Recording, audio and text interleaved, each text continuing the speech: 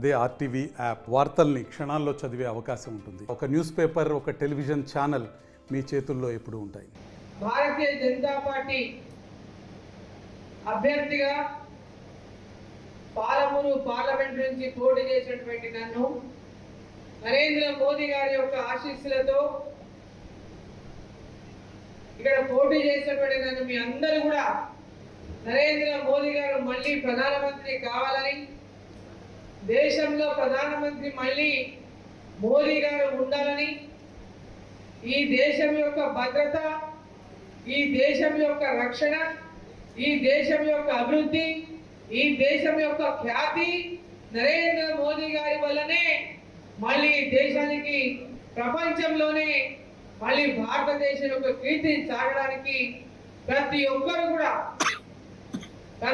కూడా ఈ గెలుపు కోసం ఓటేసినటువంటి ప్రతి ఓటరు మహాశయులకు, ఈ యొక్క ఎన్నికల్లో గెలుపు కోసం కృషి చేసినటువంటి ప్రతి భారతీయ జనతా పార్టీ కార్యకర్తకు, నాయకులకు, అదేవిధంగా ఈ ఎన్నికల్లో భారతీయ జనతా పార్టీ గెలవాలని పార్టీలకు అతీతంగా పనిచేసినటువంటి అనేక మంది విద్యావంతులకు, అదేవిధంగా ఎన్నికల్లో భారతీయ జనతా పార్టీలో చేరినటువంటి చాలా మంది టిఆర్ఎస్ పార్టీ నుంచి చేరిన అందరు ముఖ్యులకు అందరికీ, వేదిక మీద ఉన్న వాళ్ళు, లేనటువంటి వాళ్ళు, ప్రతి ఒక్కరికి కూడా, మీడియా మిత్రులకు అందరికీ కూడా శిరస్సు వంచిన ధన్యవాదాలు తెలియజేస్తాము.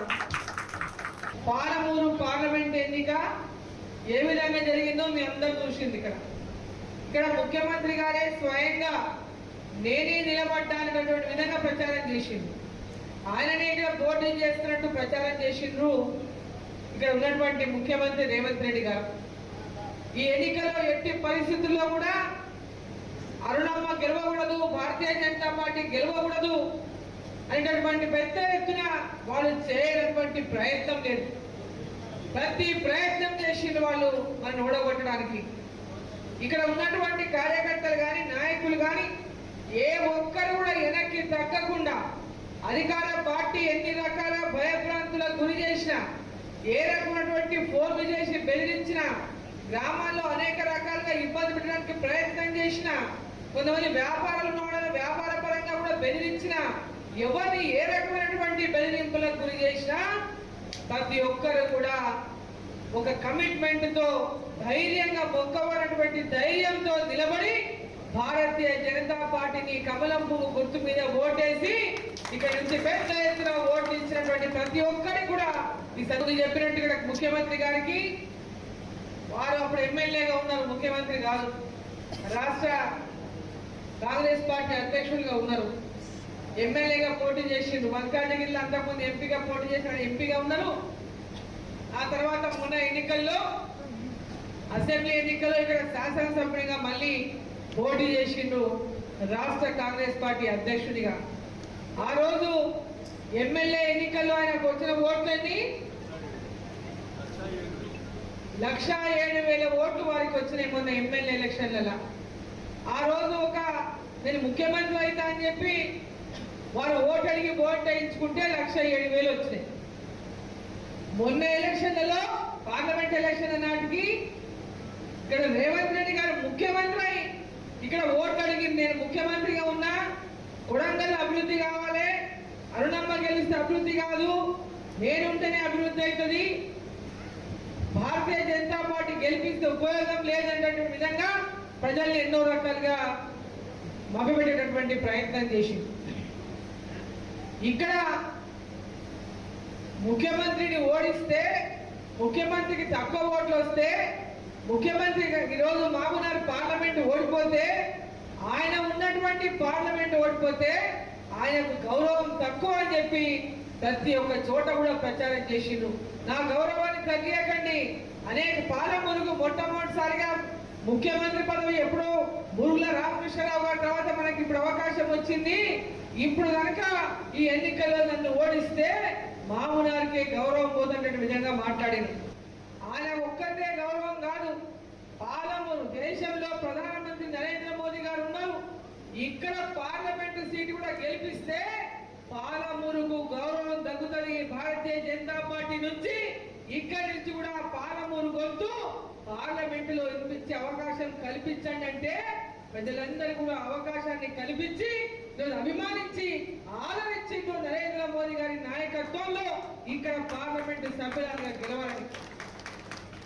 ఈరోజు 62,000 మనకు 63,000 వచ్చినాయి.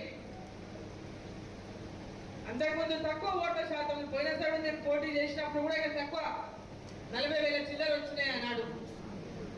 ఎమ్మెల్యే ఎలక్షన్లు వచ్చే వరకు ఎందుకు తక్కువ వస్తాయి అంటే మనం క్షేత్రస్థాయిలో బలంగా లేం కాబట్టి, గ్రామీణ ప్రాంతాల్లో భారతీయ జనతా పార్టీ బలంగా లేదు కాబట్టి, ఎప్పుడు ఇక్కడ అధికారంలో లేము కాబట్టి, గతంలో ఎప్పుడు కూడా భారతీయ జనతా పార్టీ రాష్ట్రంలో అధికారంలో లేదు. స్థానిక సంస్థల ఎన్నికల్లో పెద్ద ఎత్తున మన వాళ్ళకి అవకాశాలు రాలేదు. రూలింగ్ పార్టీ ఎవరు రూలింగ్ లో ఉంటే వాళ్ళకే స్థానిక సంస్థల్లో ఓట్లేసి మా పని కాదేమో, మమ్మల్ని ఇబ్బందులు పెడతారేమో, మమ్మల్ని ఎంఆర్ఓ ఆఫీస్ లో ఇబ్బంది అవుతుంది, పోలీస్ స్టేషన్ లో ఇబ్బంది అవుతుంది, కాబట్టి ఎవరు రూలింగ్ లో ఉంటే వాళ్ళకే ఓట్లు అనేటటువంటి ఒక అలవాటు గ్రామాల్లో పడిపోయింది. ఆ యొక్క లక్ష్యంతోనే ఎవరు రూలింగ్ లో ఉంటే వాళ్ళకి ఓట్లు వేస్తారు. ఎవరు రూలింగ్ లో ఉంటే వాళ్ళకి మొన్నటిదాకా కేసీఆర్ ఉన్నంతకాలం కేసీఆర్ ఓట్లు వేసింది. ఎప్పుడే కానీ ప్రజలు కోరుకోవాల్సింది బలమైనటువంటి ప్రతిపక్షాన్ని కోరుకోవాలి. గ్రామీణ ప్రాంతాల్లో మీకు పనులు జరగాలంటే కేంద్రంలో ఈరోజు భారతీయ జనతా పార్టీ అధికారంలో ఉంది. ఇక్కడ పనులన్నీ గ్రామాల్లో జరగాలంటే రూలింగ్ పార్టీ కాంగ్రెస్ పార్టీని గట్టిగా ప్రశ్నించే గొంతు ఇక్కడ ఉండాల్సినటువంటి అవసరం ఉందని ప్రతి గ్రామీణ కార్యకర్త గుర్తించాల్సినటువంటి అవసరం ఉంది. స్థానిక సంస్థల్లో ఉన్నటువంటి అనేక సమస్యలు మీరు గొంతు విప్పితే తప్ప పరిష్కారం కావు. రూలింగ్ పార్టీ కాబట్టి వాళ్ళు చేసినా చేయకపోయినా మనం ఇట్లే భరిద్దాం, అడిగితే మనకు నష్టమవుతుంది, మనకు కష్టం అవుతుంది అంటే గ్రామాలు ఎప్పుడు కూడా అభివృద్ధికి నోచుకోవని చెప్పి సందర్భాన్ని నేను తెలియజేస్తా ఉన్నాను. ఈరోజు గ్రామీణ ప్రాంతాల్లో ఉన్నటువంటి ప్రతి గ్రామ పంచాయతీ కానీ, మండలం కానీ, జిల్లా పరిషత్ కానీ, మున్సిపాలిటీలు కానీ ప్రతి ఒక్కటి కూడా రేపు రాబోయేటటువంటి ఎన్నికల్లో భారతీయ జనతా పార్టీ కార్యకర్తలు క్షేత్రస్థాయిలో గట్టిగా ప్రజలకు విశ్వాసం కలిగించే విధంగా నరేంద్ర మోదీ గారి యొక్క పథకాలు, కేంద్ర ప్రభుత్వ పథకాలు ప్రతి ఒక్కరికి తెలియజేస్తూ గ్రామాన ఇంటింటికి తెలియజేసి ఆ పథకాల పట్ల అవగాహన కలిగించి ఆ పథకాలను అందజేసేటువంటి ప్రయత్నాన్ని మన కార్యకర్తలు భుజాన్ని ఎత్తుకొని గ్రామాల్లో పార్టీని బలోపేతం చేయాలని చెప్పి సందర్భంగా నేను కోరుతా ఉన్నా. ప్రతి పథకం కేంద్ర ప్రభుత్వం ద్వారా వస్తున్న పథకాల ద్వారానే ఇలా గ్రామాల్లో అభివృద్ధి జరుగుతుంది, పట్టణాల్లో అభివృద్ధి జరుగుతుంది, రాష్ట్రంలో అభివృద్ధి జరుగుతుంది. మరి అన్ని అంశాలపైన అవగాహన ఉన్న ప్రతి కార్యకర్త మనం సైలెంట్ గా ఉంటే, ప్రజల్లోకి వెళ్ళకపోతే ఎవరు జరుపుకుంటే వాళ్ళు చేసినట్టుగానే భావిస్తారు.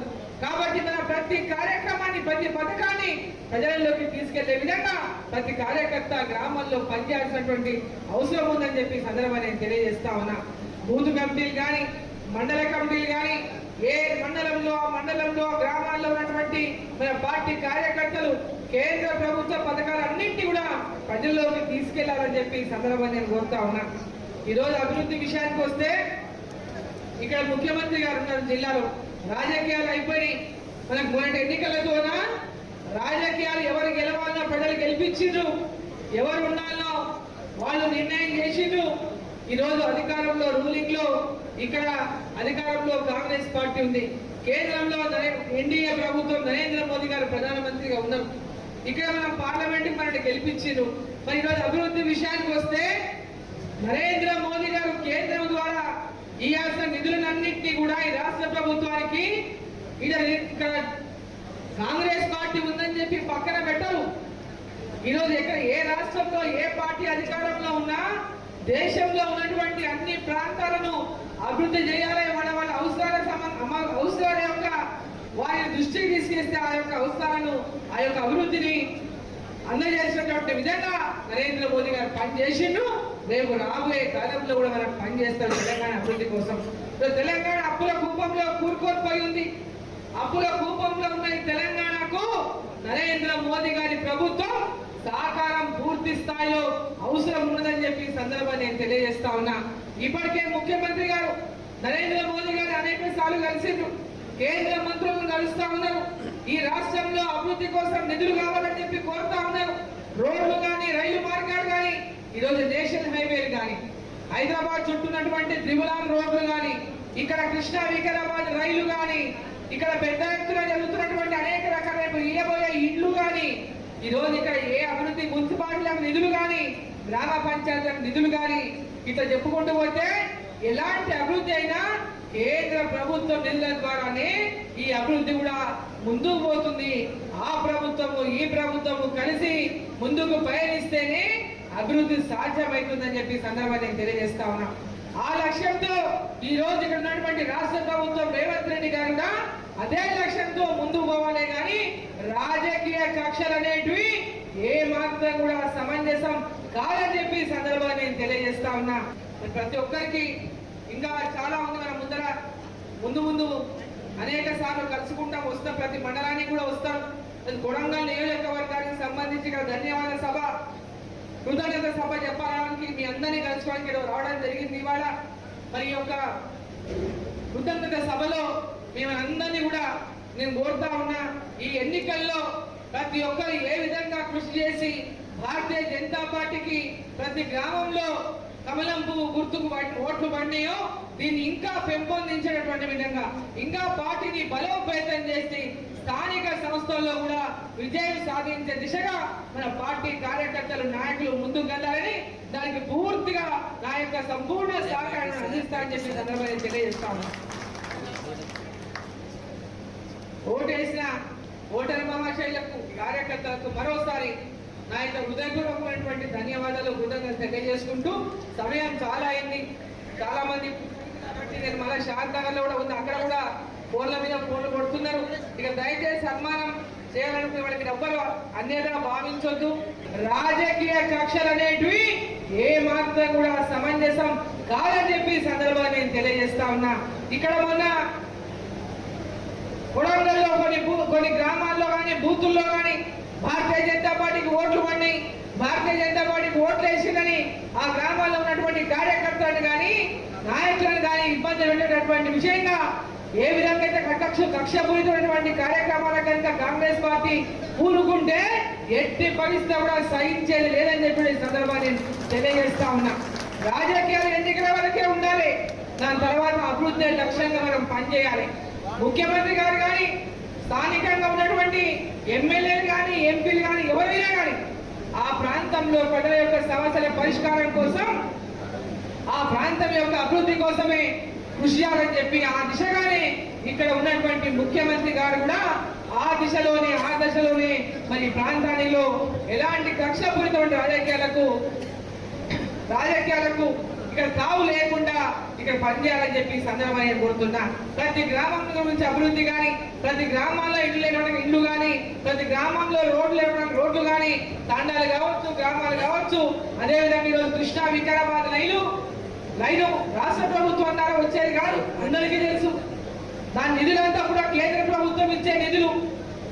కేంద్ర ప్రభుత్వం ఇప్పటికే సర్వేకి నిధులు కేటాయించింది, ఆ ప్రాజెక్టు కూడా నిధులు కేటాయించింది, ఎంత అవసరం కూడా పూర్తిగా కేటాయించడానికి సిద్ధంగా ఉంది. దాన్ని త్వరితగతిన పూర్తి చేసుకోవడానికి మా వంతు కూడా పూర్తి సహకారం కేంద్రం ద్వారా అందిస్తామని చెప్పి సందర్భంగా నేను తెలియజేస్తా ఉన్నా. కృష్ణా వికారాబాద్ లైన్ పూర్తి చేయడానికి మా వంతు కేంద్ర ప్రభుత్వం ద్వారా, నరేంద్ర మోదీ గారి ప్రభుత్వం ద్వారా దాన్ని త్వరగా పూర్తి చేసే విధంగా మా శాయశక్తుల కృషి చేస్తాం. దానికి రాష్ట్ర ప్రభుత్వం కూడా పూర్తి స్థాయిలో ఇక్కడ కోఆపరేట్ చేయాల్సినటువంటి అవసరం ఉందని చెప్పి నేను తెలియజేస్తా ఉన్నా. అదేవిధంగా ఇక్కడ రోడ్లు చాలా గ్రామాలకు రోడ్లు సరిగ్గా లేవు. ఈ పార్లమెంటులోనే కాకుండా కొడంగల్లో కూడా చాలా వెనుకబడినటువంటి ప్రాంతాల్లో రోడ్ల సమస్యలు ఉన్నాయి. ఈ యొక్క మహబూబ్ నగర్ పార్లమెంట్ నియోజకవర్గం పూర్తిగా ఏ గ్రామానికి వెళ్ళినా ఎక్కడికి వెళ్ళినా రోడ్ల సౌకర్యాలు లేవు, దండాలకు లేవు, గ్రామాలకు లేవు. అనేకమైనటువంటి ఇబ్బందుల్లో ఇలా ప్రజలు రోడ్డు సౌకర్యాలు సరిగ్గా లేక ఇబ్బందులు పడుతా ఉన్నారు. మరి దానికి అన్నిటికీ కూడా మరి ఇక్కడ ఉన్నటువంటి అవసరాన్ని గుర్తించి ఆ రకమైనటువంటి రోడ్ల కోసం నిధులు కేటాయించి రాష్ట్ర ప్రభుత్వం ద్వారా కేంద్ర ప్రభుత్వం ద్వారా రావాల్సిన నిధులు కేంద్ర ప్రభుత్వం ద్వారా మరి మనం రాబట్టుకొని ఈ ప్రాంతాన్ని అభివృద్ధి చేయాలని చెప్పి సందర్భంగా నేను కోరుతా ఉన్నా. మరి ప్రతి ఒక్కరికి ఇంకా చాలా ఉంది. మన ముందు అనేక సార్లు కలుసుకుంటాం, వస్తాం, ప్రతి మండలానికి కూడా వస్తాం. కొడంగల్ నియోజకవర్గానికి సంబంధించి ఇక్కడ ధన్యవాద సభ, కృతజ్ఞత సభ చెప్పడానికి మీ అందరినీ కలుసుకోవడానికి రావడం జరిగింది ఇవాళ. మరిన్ని వీడియోస్ కోసం ఛానల్ ని సబ్స్క్రైబ్ చేయండి, లేటెస్ట్ అప్డేట్స్ కోసం వాట్సాప్ ఛానల్ ని ఫాలో చేయండి అండ్ లింక్ డిస్క్రిప్షన్ లో ఉంది.